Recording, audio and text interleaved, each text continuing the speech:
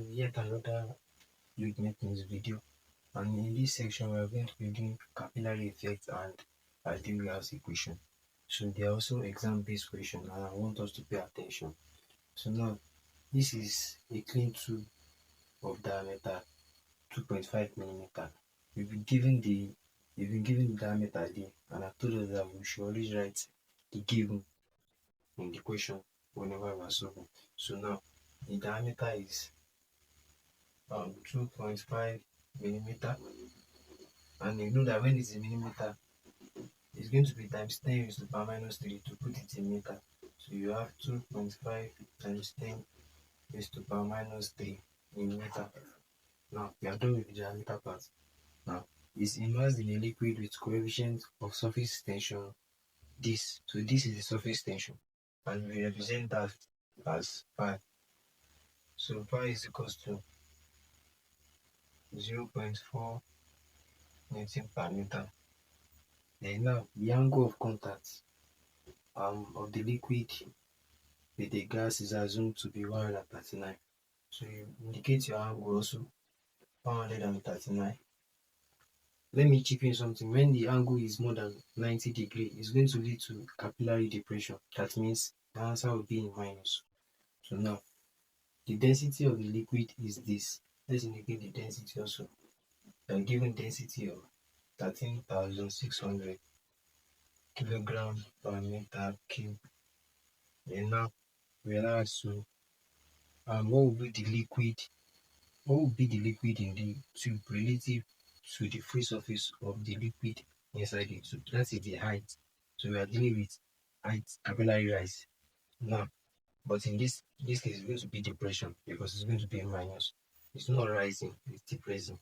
So now we are going to be using the formula that we're all familiar with. K4 cos theta over WD. Now, you notice that we don't have specific weight here, but we have density. So we can use W is equals to density multiplied by gravity to get our W. So I can just represent this W as PG. So since I have density and I need gravity, so now let's insert our values. We have 4 into brackets. Our phi is 0.4. Then cos of the theta, which is 139, all over our density is 13,600, then multiplied by our gravity is 9.81. We all know that in our distance is 2.5 times 10 raised to the power minus 3. Now let's see what we get when we type that on our calculator.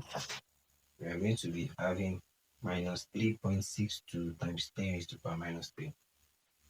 Minus 3.62 times 10 raised to the power minus 3 in meter.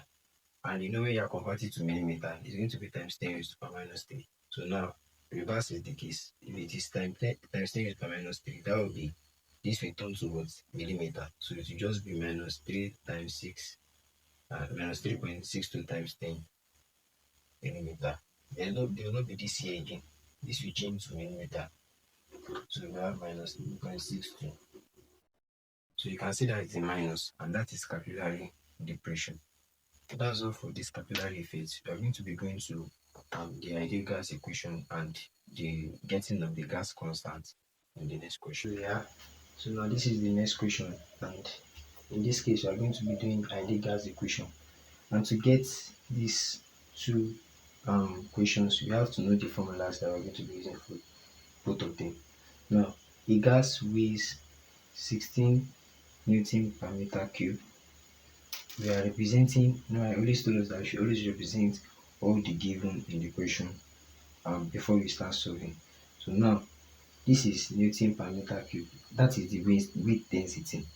As you can see, it is Newton per meter cube. So that's the weight density. I'll just say W equals to 16 Newton per meter cube. What else am I given there? I'm given temperature. and our temperature is 25 degrees Celsius. We are converting it to Kelvin, and 1 degree Celsius is equals to 273 Kelvin. So I'll just add 273 Kelvin. Press that on your calculator. 298 should give us 298 Kelvin.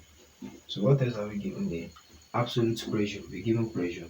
So we say P is 0.25 Newton per millimeter square. Now, there's a logic here.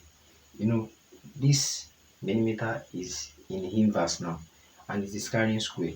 So now, instead of using times 10 raised to power the normal minus 3, it's going to be this divided by 10 raised to power minus 6. Why?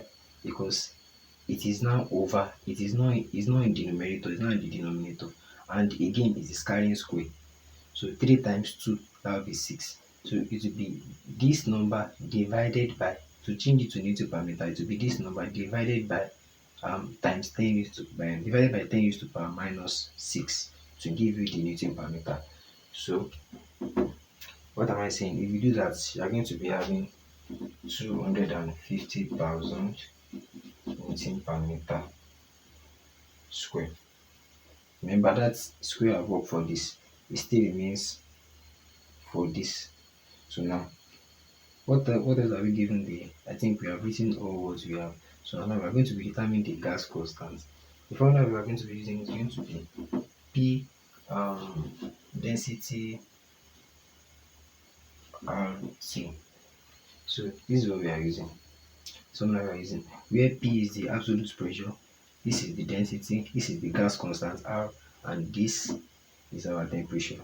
You see, we've gotten everything already. So now we are looking for the what? The gas constant. Let's make use of the formula. That would be P density and temperature will come here is equals to R. So now R will be equals to now what's our P? Our P is 250,000 over our density equation. We haven't got our density. Okay, we have our width density. You can get density from there. Remember that W is rho g, right? And we need density here. This is gravity. We know gravity and we have weight density. So I can make use of the formula and get my density. I'll just say density is equals to weight over gravity. So now my weight is 16. 16 over my gravity is 9.81. So my density will be 1.631. So that's my density. My density will be 1.631 kilogram per meter cube. So now I've gotten my density, I can insert it here. 1.631 multiplied by the temperature, which I've converted to Kelvin, 298 Kelvin. Now, when we calculate all of that, we have 504 rather. Let's just put it 104. Then the unit for gas constant, joule per kilogram Kelvin. So that's the unit. Joule, joule per kilogram Kelvin. So that's the unit. That's the unit for it. So and that is the end of that question. We already got, you said we should get the gas constant. Actually, you have to get the density before you get the gas constant because you are using density to solve for the gas constant. So that's it for that. Now, for this, calculate the pressure exerted by 5 kg of nitrogen gas. 5 kg of nitrogen gas. So this is the one that involves using the ideal gas equation, that is PV is equals to nRT. So now we are going to be picking out all our givens here. So now we have 5 kg, that's the mass 5 kg. Write now the formula. Write out the formula. You use it to know the one that you need. What are you looking for in the first place? You are looking for the pressure. So we are looking for this box here. We are looking for this box here. So we need the volume, we need number of moles, we need the constant. We know the constant, that's 8.314. Then we need the temperature. And let's pick out what we are given. We're given temperature. C is equals to 10 as degrees Celsius plus 273. That would be 283 Kelvin. So what else were we given? Um, okay, from I think we were given the molecular weight of this, which is the molar mass. So you can get the number of moles. Remember that now we've been given the molecular weight from